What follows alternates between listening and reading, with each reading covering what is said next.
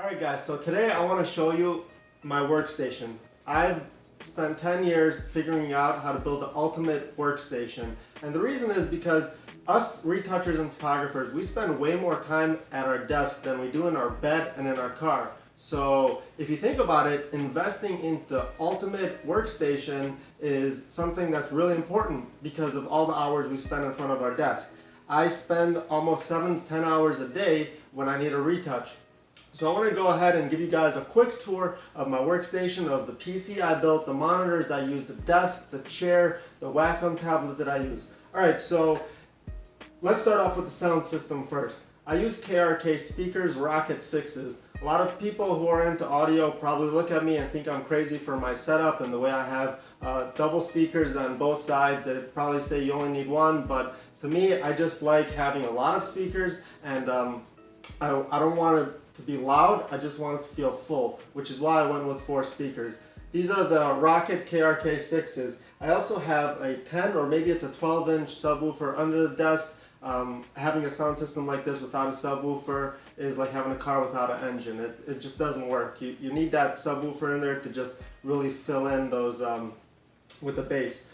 Alright, so my speakers are all wired to an external audio card slash mixer. It connects to the computer through a USB. Like that, I have controlled my sound outside of my PC. I'm going to have links to everything that I speak about in the description, so I don't know exact model numbers offhand. So definitely check the description if you're looking for exact details on what I have. Alright, so next up, let's talk about my computer. My computer was built by a friend in Arizona, and even with the highest possible specs I was able to put inside my PC, it still costs less than a Mac Apple computer, which is probably half as powerful. What I have is a Corsair case. It has 3 fans in the front. I have 2 fans on top. The CPU is water cooled, and that's why there's 2 fans on top. The radiator sitting at the top of my tower. I have an i7 Intel processor. I don't know the exact model. Again, check the description. My RAM, I have 32 gig RAM in here. I have a RTX graphics card 2070. It holds up to 4 monitors. I currently only have 3 hooked up. I have my 2 ViewSonic monitors and also my Wacom Mobile Studio Pro running off that graphics card. The motherboard is an Asus motherboard. I have a SSD inside the tower, and my operating system and all the programs that I have are all installed on that SSD, and then I have regular hard drive for storage on the computer. I also have a NAS, which is a network attached storage, which I keep in my basement. That has all my stuff backed up, and that's on RAID 0. Like that, I have 2 hard drives, 2 6TB hard drives mirroring each other at all times. So I have the most redundancy I could possibly have. Some people like using cloud-based storage. I don't, because I want full control of my own stuff, and I have it in a water and fireproof NAS. So my stuff is pretty safe there. I think that's pretty much it for my computer tower. Let's talk a little bit about the ViewSonic monitors. So I've bought and returned tons of the high-end monitors out there, and I was never able to get it to calibrate perfectly. So these are probably the second monitors that I found that are amazing, and I like them right out of the box. I used to use Dell UltraSharp 23-inch monitors, and I used to have 4 of those in my old setup, but I wanted only 2 in my new setup because now I use the Mobile Studio Pro to do most of my retouching on. These ViewSonics are 27-inch, 1440, and again, links will be in the description for these ViewSonic monitors, and I really like how they are straight out of the box. I have everything set up to sRGB, my tablet, my screens, and that's because our cell phones, which I post on, I use mainly for Instagram, is all sRGB. So when I have everything in the same color space, what I see is what I'll get on my phone. So I do not calibrate my monitors. My monitors are right out of the box. I really love these monitors. They're ViewSonics Professional Series, so they're not the cheap ViewSonics. They're like $400 or $500. They all work on USB-C, so everything is connected to my computer with USB-C. Okay, so let's talk about the tablet, which is made by Wacom, and then my palette gear buttons over here. The tablet is a Mobile Studio Pro. I used to use the Intuos Pro, which is still here. I love it too much to pack it up and sell it, but I have the tablet that I used to use here, a medium size, which is amazing. So I would go with this if you do not have the budget to get the Mobile Studio Pro.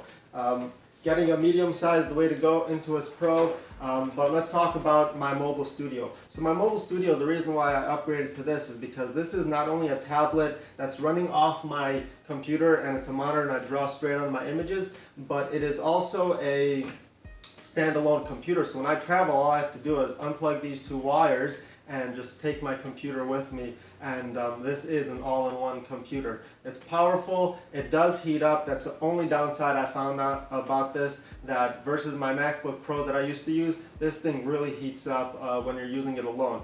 However, when it is hooked up to my computer, it stays nice and cool because it's not using any processing power from this itself.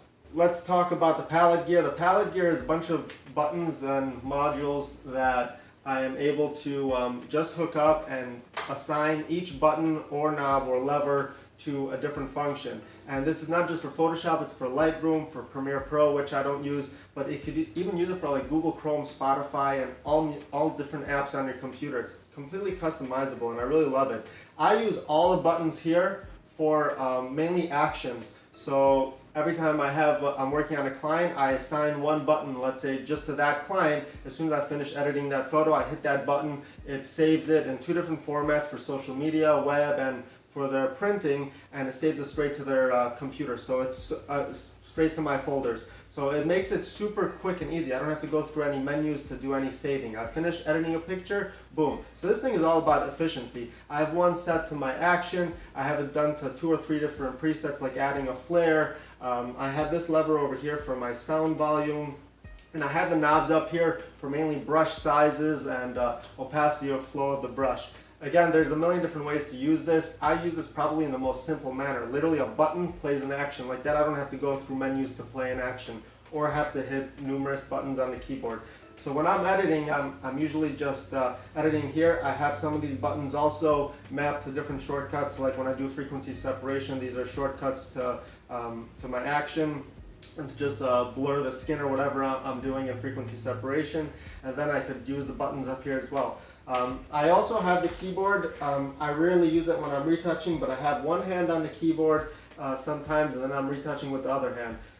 One quick thing about Wacom tablets is that it's very important that you map these buttons on the pen to do something useful, because these are right here in your hand. So for example, I found that the most useful thing for just for making it a lot more efficient to retouch, instead of hitting numerous buttons or shortcuts, I set this to pan the image, and I set the second button to zoom in and out. I will post the shortcuts in the description of this video. It's basically spacebar or control spacebar. Those are the two functions of these two buttons. So I could pan and zoom into my image super quickly. Alright, so that's it for the tablet and the palette gear. Let's talk about my mounting system over here. So I am a woodworker, as some of you may know. So I built myself a custom stand for this. The back of it is a Visa mount, I don't know how you pronounce that, but I screwed that instead of into a monitor straight into this wood block I put over here. I have over here a control arm that's made for a regular monitor. I just bought it on Amazon for like 35 bucks. I mounted it inside my desk, and now I could just quickly move around my tablet to any position I want. This makes this super flexible. I could get it out of my way as soon as I stop working on it. Just push it right out of my way. Or I can bring it down onto my lap and retouch right over here. Okay, let's talk about the desk. This is a Halo desk. The model is Halo, made by Argosy Console. They're made primarily for audio technicians, and as you can see from the two bays on the right and left side, they're made to mount different kinds of audio equipment into here. They were targeting photographers with this desk. I'm not sure how, but they did send this to me to see how I could use it. I found that these bays are not really that useful. You could mount monitors in here, but I prefer to have monitors right in my face over here. I did find these useful because I was able to mount my speakers on the right and left side without having any stands. My desk does look a little bit cluttered, but it would be a lot more cluttered if I didn't have this desk. For example, my monitors are not on stands. My monitors have, again, arms in the back so that I could move my monitors in any direction I want. I could even turn them to make them vertical. But you can see how my monitors are right now connected straight to the desk without any stand. Right here I could turn them into any orientation I want, bring it exactly where I want it. So I really do like the desk in regards to that.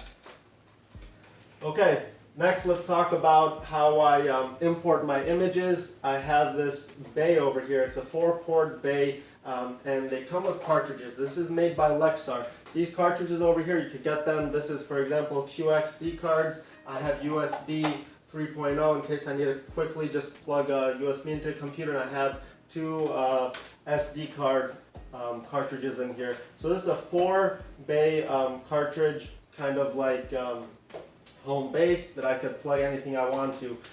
My computer is in the back just to showcase it. I just love looking at it, and I can also see the temperature of all my different components in there. The colors change on each one of the components.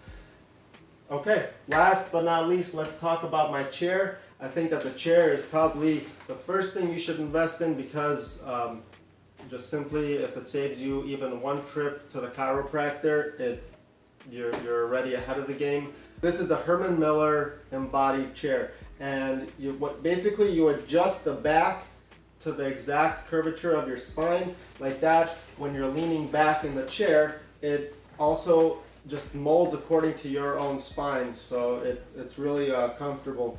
It happens to be the chair is not even super comfortable, but the ergonomics of it are just really good for your back, and once you start sitting in a chair like this, you won't be able to sit in any other kind of chair. It's really customizable. Arms go up and down, they go in and out. Down over here under your legs, you could choose how far in and out it goes. It's just a really good chair. I've had this for like 7 years now, and I can't sit on any other chairs. Alright guys, so that's pretty much it for my workstation and all the components of it. I hope you found that information useful. Again, go to the description if you want links to any of the specific items that I'm using. Leave your comments on any questions you have, and I will try to answer them as soon as possible. Peace and love.